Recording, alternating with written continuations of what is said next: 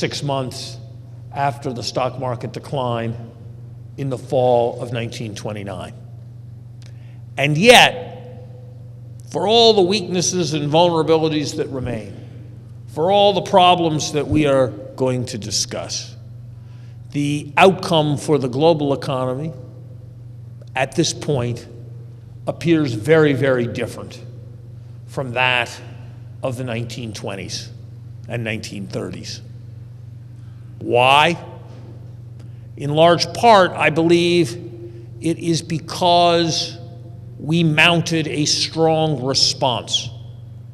We responded to each of those adverse feedbacks that I just described with strong measures, starting in the United States.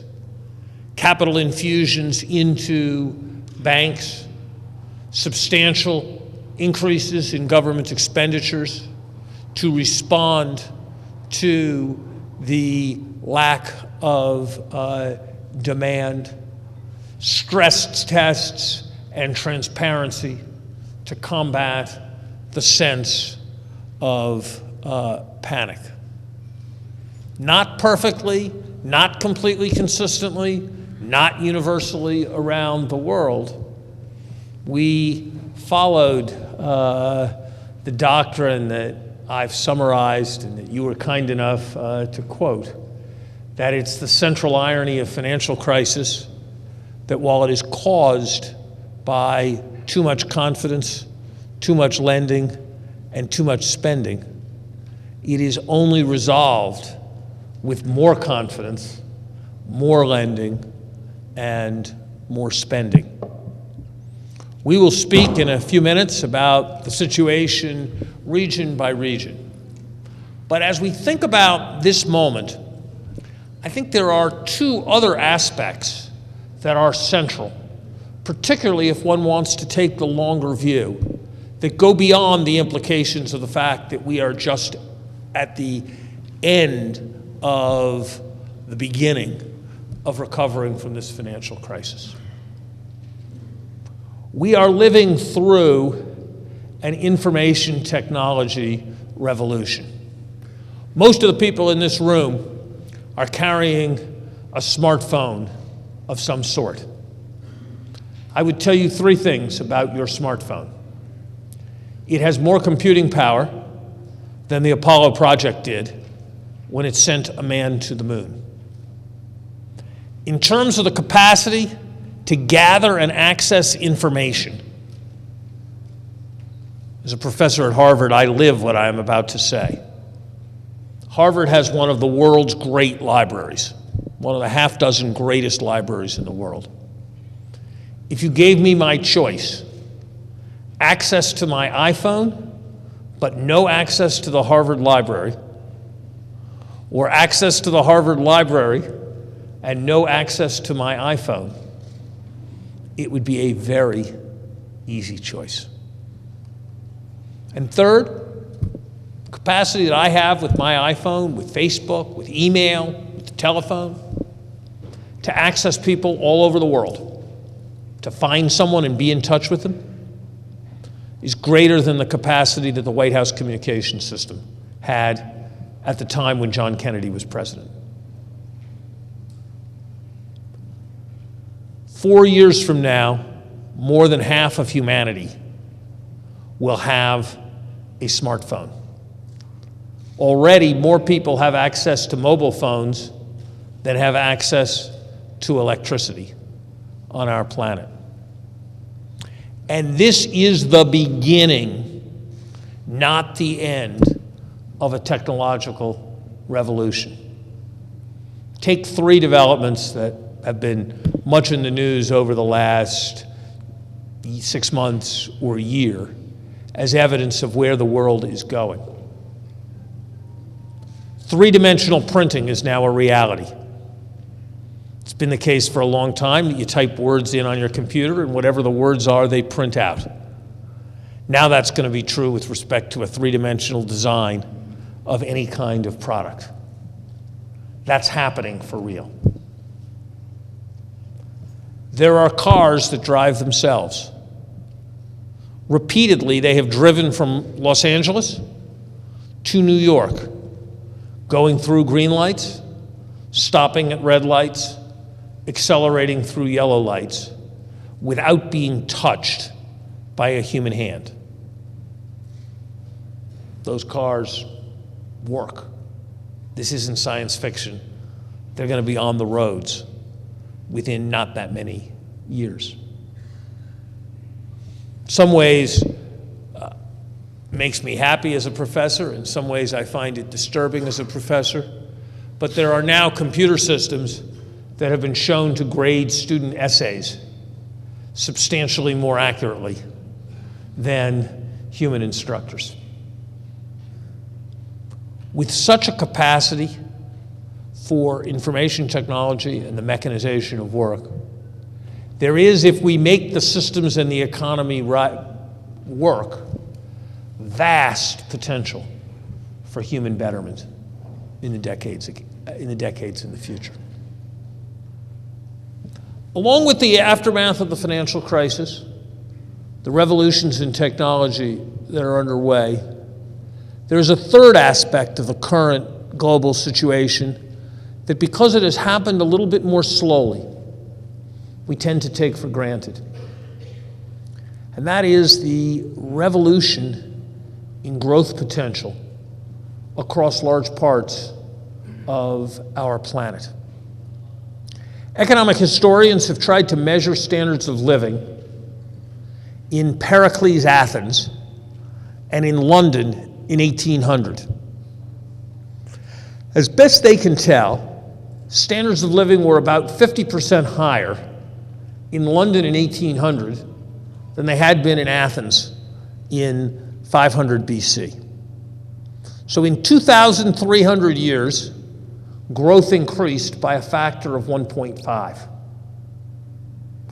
They called it the Industrial Revolution because it was the first time in all of human history when living standards rose rapidly enough that they were observably and clearly different at the end of a human lifespan than they had been before.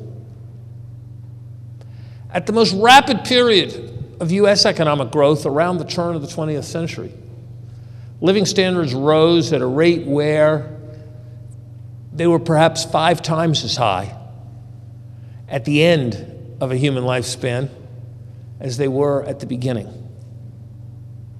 Now think about the fact that if you grow at 6%, standards of living double in 12 years, and they increase by 100-fold in about 75 years. 100-fold in a human lifespan. That is unlike anything that humanity has ever seen before, and it is the potential for large parts of the world. Yes, we think of China when we think of this. Yes, we think of Asia. But do not forget that 7 of the 10 most rapidly growing countries in terms of per capita income over the last decade have been in Africa. And so the capacity for rapid economic growth, in part because of what has happened in technology, is probably greater than it ever has been before. So the question, and I think it's a question that actually dwarfs almost any other, is will we realize all of this potential? How much of it will be achieved? What are the more concrete opportunities that it will present? Start with the United States. I start with the United States because it's where I live and it's what I know most. I start with the United States because it seems to me there is a very clear lesson of economic history. And it's a lesson that was first elucidated by the great MIT professor, Charles Kindleberger, but that has been confirmed going back through long periods of time. And it is that stable systems, stable international systems, typically have a leader, typically have a first actor with a great stake in the system, who is prepared to sacrifice to sustain the system. In the way that the United States did after the Second World War, and in the way that Britain was unable to and the United States was unwilling to in the catastrophic 1920s and 1930s.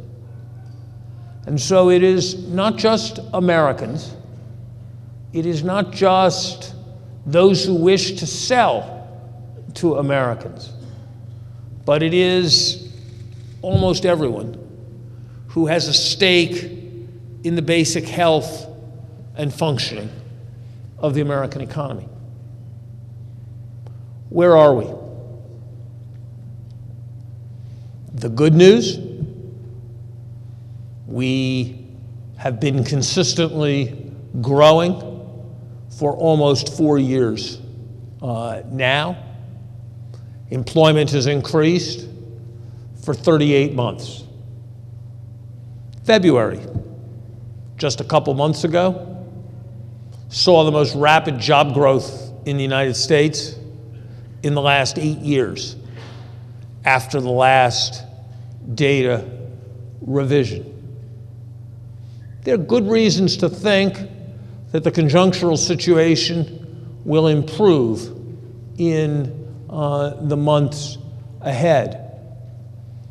The government has cut its budget more than would have been wise as a consequence of political struggle.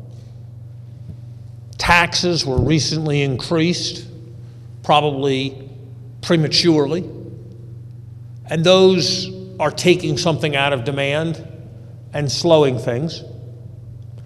But we've now absorbed almost all of the fiscal contraction that we are going to have to absorb over the next several years. And so those blows, which have retarded economic growth for the last several years, are largely fading. On the other hand, there are a number of positive factors, the most important of which is the substantial turn in the nation's housing market. According to what I'd regard as the best available index, housing prices are up 9% over the last year.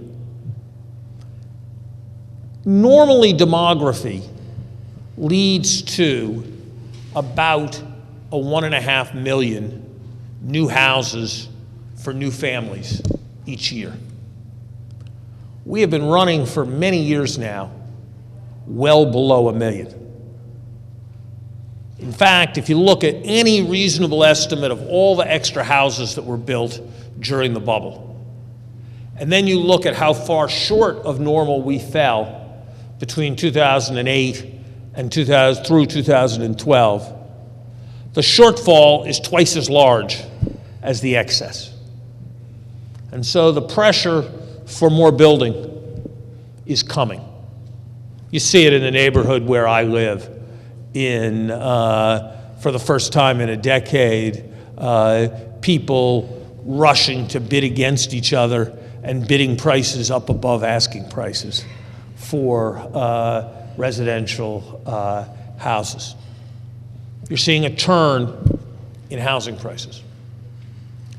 Employment growth at 200,000 plus means stronger growth in disposable income, which means stronger consumer spending as well. There is substantial investment opportunity in the United States in the energy sector especially. Tight oil, something that was not on the landscape just a few years ago, will be absorbing 0.5 to 0.75% of GDP just in direct physical investments each year for the next few. Energy prices, which while hardly low, now look for the remainder of this year to be a good deal lower than people expected 6 months ago, will be a further impulse to consumer spending.